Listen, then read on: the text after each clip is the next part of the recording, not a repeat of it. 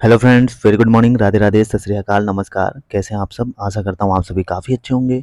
और मैं शिशिर रोज की तरह स्वागत करता हूँ आपके अपने यूट्यूब चैनल शिशिर की पाठशाला में।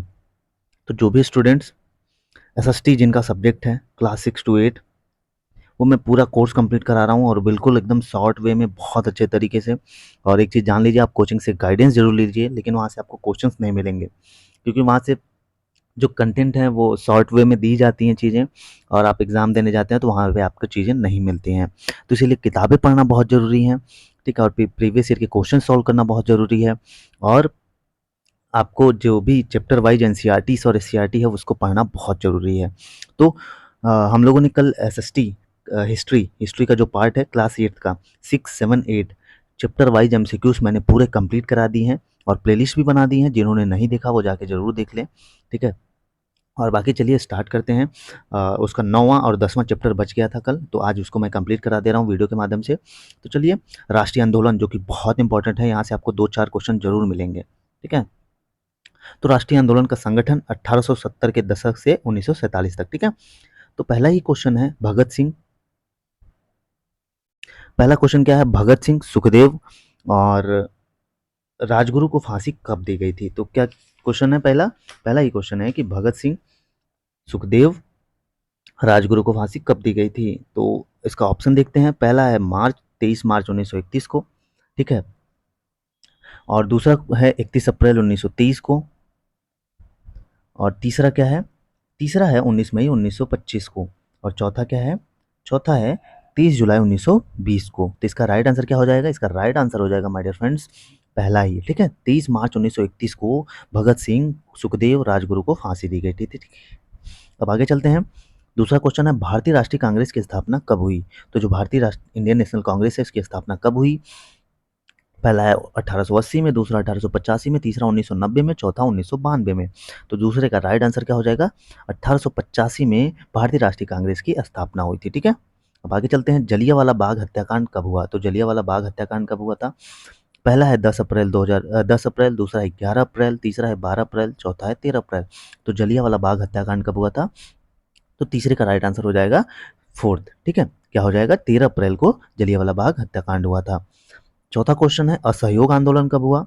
तो आइए असहयोग आंदोलन के बारे में पढ़ते हैं। तो पहला ऑप्शन है 1903 में, दूसरा है 1920 में, तीसरा 1921 में और चौथा 1945 में। तो असहयोग आंदोलन कब हुआ था? तो इसका राइट आंसर हो जाएगा 1920 में दूसरा, ठीक है? असहयोग आंदोलन 1920 में हुआ था। साइमन कमीशन भारत कब पहुंचा? तो साइमन कमीशन भारत कब पहुंचा? पहला 1920 में, दूसरा 1928 में, तीसरा 1921 में, चौथा 1945 में।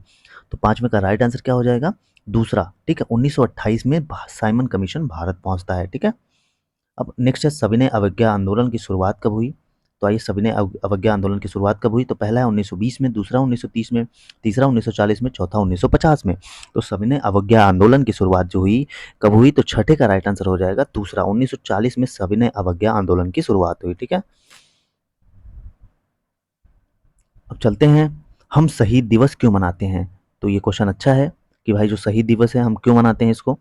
तो पहला है शिवराम राजगुरु की जयंती पर, दूसरा यह दिन भारत भगत सिंह की मृत्यु का प्रतीक है, तीसरा है क्रांतिकारियों को श्रद्धांजलि देने के लिए, चौथा क्या है?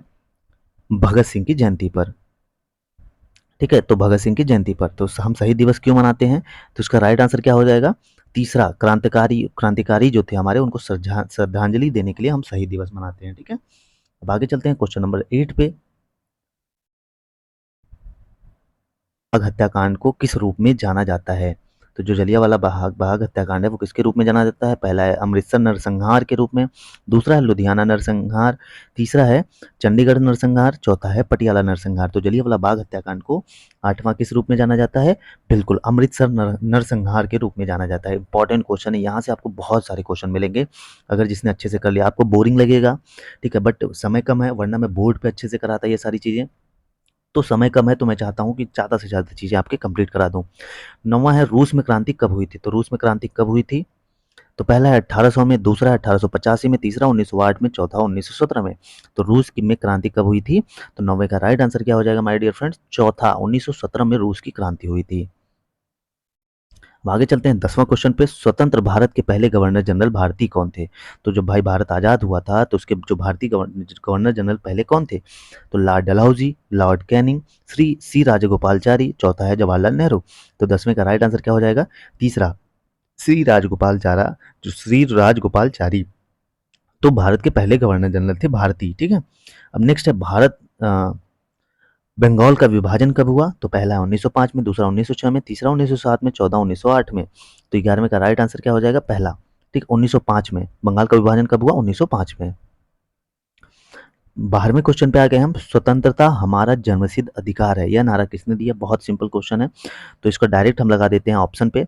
ठीक है, तो 12वें का राइट आंसर हो जाएगा दूसरा, बाल गंगाधर तिलक ने दिया था। ठीक है। अब चलते हैं क्वेश्चन नंबर 13 पे। निम्नलिखित में से किस एक आंदोलन ने भारतीय राष्ट्रीय कांग्रेस के विभाजन में योगदान दिया, जिसके परिणाम स्वरूप नरमपंथियों और चरमपंथियों का उदय हुआ है? तो भाई जो भारत कौन सा ऐसा आंदोलन था जो राष्ट्रीय कांग्रेस के विभाजन में योगदान देता है और जिसका परिणाम स्वरूप क्या होता है? नरमपंथी और जो चरमपंथी नेता थे उनका उदय होता है। तो इसमें से देखते हैं क्या है। पहला है भारत छोड़ो आंदोलन, दूसरा है असहयोग आंदोलन, तीसरा है स्वदेशी आंदोलन, चौथा है सविनय अवज्ञा आंदोलन। तो इसका राइट आंसर क्या हो जाएगा? 13 का राइट आंसर हो जाएगा माय डियर फ्रेंड तीसरा, स्वदेशी आंदोलन था, जो क्या किया था, जिसने नरमपंथी और चरमपंथियों का उदय होता है इसी में, और भारतीय राष्ट्रीय कांग्रेस का क्या विभाजन का योगदान देता है उसमें। ठीक है, कौन सा? स्वदेशी आंदोलन। ठीक। अब चलते हैं आगे। क्वेश्चन नंबर 14 पे। आतंकवादी संगठन अनुशीलन समिति का मुख्यालय कहाँ था? तो भाई एक आतंकवादी संगठन था अनुशीलन समिति का, उसका मुख्यालय कहाँ था? पहला है लाहौर में, दूसरा है कलकत्ता, तीसरा है चंडीगढ़, चौथा है इस्लामाबाद। तो 14 का राइट आंसर हो जाएगा दूसरा, कलकत्ता में था। ठीक है, तो आतंकवादी संगठन अनुशीलन समिति का मुख्यालय कलकत्ता में था।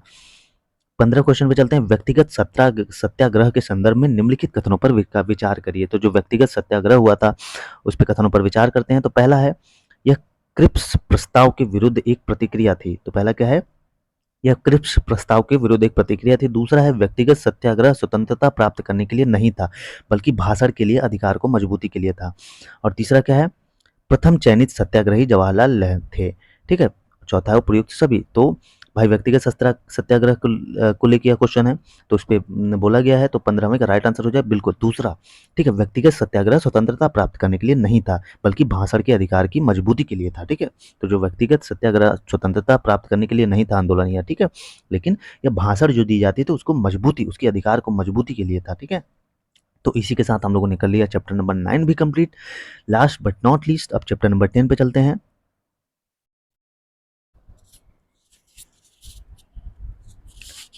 तो अब हम आ गए चैप्टर नंबर 10 पे। ठीक है, तो आइए कंप्लीट करते हैं चैप्टर नंबर 10, जिसका नाम है स्वतंत्रता के बाद। तो देखिए, एक चीज़ बता दूं मैं कि यहाँ पर आपको मिलेगा क्या, एससीईआरटी के भी क्वेश्चन कराऊंगा। ठीक है, जो बीपीएससी के थ्रू है, और एनसीईआरटी के भी। तो बचेगा ही क्या? कुछ नहीं बचेगा, बस आप लोग ऐसे ही मन लगा के पढ़ते रहिए। मैं देखिएगा 10 से ज़्यादा से ज़्यादा 10 से 15 दिन में सारी कंप्लीट करा दूंगा सिलेबस, इस महीने के लास्ट तक। ठीक है, चलिए क्वेश्चन नंबर स्वतंत्रता के बाद ये चैप्टर है, तो आइए देखते हैं स्वतंत्रता के बाद में क्या क्या दिया गया है। लास्ट चैप्टर है एस एनसीईआरटी का। ठीक है, इसके बाद मैं एससीईआरटी का कराऊंगा 6, 7, 8 का। ठीक है, जो बीपीएससी के में चलते ही किताबें। तो भारत को स्वतंत्रता कब मिली? तो पहला ही क्वेश्चन है कि भारत को स्वतंत्रता कब मिली। तो आइए देखते हैं। 12 अगस्त 1947 पहला ऑप्शन क्या है? 12 अगस्त 1947 को मिली थी। दूसरा है 13 अगस्त 1947, और तीसरा है 19 अगस्त 1950, चौथा है 15 अगस्त 1947। तो इसका राइट आंसर हो जाएगा चौथा। ठीक है, 15 अगस्त 1947 को भारत को स्वतंत्रता मिली। अब आगे चलते हैं। भारत का संविधान कब लागू हुआ? तो भारत का संविधान कब लागू होता है? पहला है 25 नवंबर 1949 में, दूसरा है 26 जनवरी 1949, तीसरा है 26 जनवरी 1950, चौथा है 26 जनवरी 1949। तो सेकंड का राइट आंसर क्या हो जाएगा? तीसरा, 26 जनवरी 1950 को भारत का संविधान लागू हुआ। ठीक है, अब आगे चलते हैं क्वेश्चन नंबर 3 में।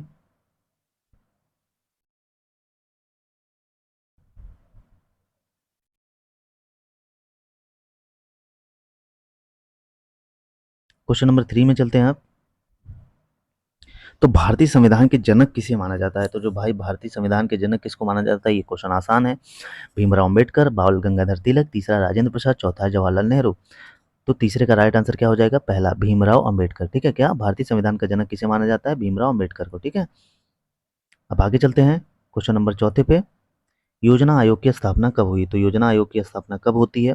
पहला 1955 में, दूसरा 1950, तीसरा 1947, चौथा 1960। तो योजना आयोग की स्थापना कब होती है? चौथे का राइट आंसर हो जाएगा दूसरा, 1950 में योजना आयोग की स्थापना होती है। ठीक है, महात्मा गांधी की हत्या कब कर दी गई? महात्मा गांधी की हत्या कब कर दी गई? पहला है 30 जनवरी 1948, दूसरा है 2 अक्टूबर 1948, तीसरा 30 मार्च 1950, चौथा 26 जनवरी 1950। तो पांचवें का राइट आंसर हो जाएगा 30 जनवरी 1948 को महात्मा गांधी की हत्या कर दी जाती है। ठीक है, क्वेश्चन नंबर 6 पे चलते हैं। 1956 की दूसरी पंचवर्षीय योजना किस पर केंद्रित थी? 1956 की दूसरी जो पंचवर्षीय योजना थी वो किस पर केंद्रित थी? तो पहला है कृषि पे, दूसरा है भारी उद्योग, तीसरा है एमएसएमई, ठीक है, जिसको medium medium and small enterprises बोलते हैं हम लोग, और चौथा है आईटी। तो छठे का राइट आंसर क्या हो जाएगा? दूसरा। ठीक है, भारी उद्योग पर 1956 की दूसरी पंचवर्षीय योजना केंद्रित थी। क्वेश्चन नंबर 7 पे चलते हैं। कृषि जैसे विषय किस सूची के अंतर्गत आते हैं? तो जो कृषि है भाई वो किस सूची के अंतर्गत आता है? पहला है संघ सूची, दूसरा है राज्य सूची, तीसरा है समवर्ती सूची, चौथा अवशिष्ट सूची। तो कृषि जैसे विषय जो है किस सूची के अंतर्गत आते हैं? तो सातवें का राइट आंसर हो जाएगा दूसरा, राज्य सूची में आता है। ठीक है, अब आगे चलते हैं क्वेश्चन नंबर 8 में। मसौदा समिति के अध्यक्ष कौन थे? तो भाई जो मसौदा समिति था उसके अध्यक्ष कौन थे? पहला है जवाहरलाल नेहरू, दूसरा है बी आर अम्बेडकर, तीसरा है टी टी कृष्णाचारी, चौथा है सरदार वल्लभ भाई पटेल। तो आठवें का राइट आंसर क्या हो जाएगा? दूसरा, बी आर अम्बेडकर साहब थे मसौदा समिति के अध्यक्ष। ठीक है, क्वेश्चन नंबर 9 पे चलते हैं। आंध्र प्रदेश अस्तित्व में कब आया? तो भाई आंध्र प्रदेश अस्तित्व में कब आया? पहला है 1953, दूसरा 1954, तीसरा 1959, चौथा है 1956। तो आंध्र प्रदेश अस्तित्व में कब आया? तो नौवे का राइट आंसर क्या हो जाएगा? चौथा। ठीक है, 1956 में आंध्र प्रदेश अस्तित्व में आया। ठीक है, अब आगे चलते हैं। क्वेश्चन नंबर 10 में भारत का मूल संविधान किसके द्वारा हस्तलिखित किया गया था? तो भारत का मूल संविधान जो है किसके द्वारा हस्तलिखित किया गया था? तो पहला है रफ़ी अहमद किदवई, दूसरा है प्रेम बिहारी नारायण रायजादा, तीसरा है कैलाशनाथ काटजू, चौथा है कन्हैयालाल माणिक लाल मुंशी। तो 10वें का राइट आंसर क्या हो जाएगा? दूसरा, प्रेम बिहारी नारायण रायजादा थे भारत का मूल संविधान, इनके द्वारा हस्तलिखित किया गया था। ठीक है, इंपॉर्टेंट क्वेश्चन है, पूछा जा सकता है, प्रेम बिहारी नारायण या रायजादा। अब इस चैप्टर के लास्ट क्वेश्चन पे चलते हैं। लास्ट चैप्टर का लास्ट क्वेश्चन है। ठीक है, क्वेश्चन नंबर 11 पे। तो 1956 में यूगोस्लाविया के ब्रियोनी में गुटनिरपेक्ष आंदोलन के संस्थापकों में से कौन शामिल नहीं था? तो जो 1956 में यूगोस्लाविया में ब्रियोनी गुटनिरपेक्ष हुआ था उसके आंदोलन में इसमें इसमें से कौन शामिल नहीं था? तो पहला है नेहरू, दूसरा है टीटो, तीसरा है सुहार्ता, चौथा है नासिर। तो इसका राइट आंसर क्या हो जाएगा? तो 11th का राइट आंसर हो जाएगा माय डियर फ्रेंड्स तीसरा, सुहार्ता थे, जो गुटनिरपेक्ष आंदोलन हुआ था ब्रियोनो यूगोस्लाविया में, उसमें ये नहीं थे। ठीक है, तो आई होप सो आपको काफ़ी अच्छा लगा होगा ये सेशन, और अगर अच्छा लगा है तो प्लीज़ आपसे एक रिक्वेस्ट है, कमेंट जरूर मेंशन करिए, और वीडियो को ज़्यादा से ज़्यादा लाइक करिए, शेयर करिए, सब्सक्राइब करिए, ताकि मुझे भी मोटिवेशन मिले और मैं आप तक ऐसे ही वीडियोस लाता रहूं। और एक दिन में मैं 6-6, 7-7, 8-8 वीडियो डालूंगा। अगर ये आपके ऊपर डिपेंड करता है तो आप कितना जल्दी पढ़ना चाहते हैं, ताकि मुझे भी तो मोटिवेशन मिलना चाहिए, मैं आपसे कुछ नहीं मांग रहा हूँ। ठीक है, तो ये है। और अब मैंने कंप्लीट क्या क्या करा दिया आपको बता देता हूँ एक लाइन में, कि एनसीईआरटी, ठीक है, एनसीईआरटी क्लास 6 to 8 की चैप्टर वाइज एमसीक्यूज कंप्लीट करा दिया मैंने। अब मैं कराऊंगा एससीईआरटी के chapter wise MCQ class 6 to 8 तक। ठीक है, क्लास 6 to 8 तक करा दूंगा। उसके बाद बीपीएससी के प्रीवियस ईयर क्वेश्चन कराऊंगा। ठीक है, और बाकी कंटेंट चलता रहेगा। ठीक है, तो ये सारी चीज़ें हिस्ट्री का करा दिया मैंने, अब चलूंगा धीरे धीरे ज्योग्राफी पे, फिर ऐसे ही नागरिक शास्त्र, सामाजिक शास्त्र सब करा दूंगा मैं। बस आप लोग ऐसे वीडियो को ज़्यादा से ज़्यादा शेयर, लाइक, कमेंट जरूर करिए। ठीक है, तो चलिए इस वीडियो में यहीं तक, फिर मिलेंगे, तब तक के लिए जय हिंद, जय भारत।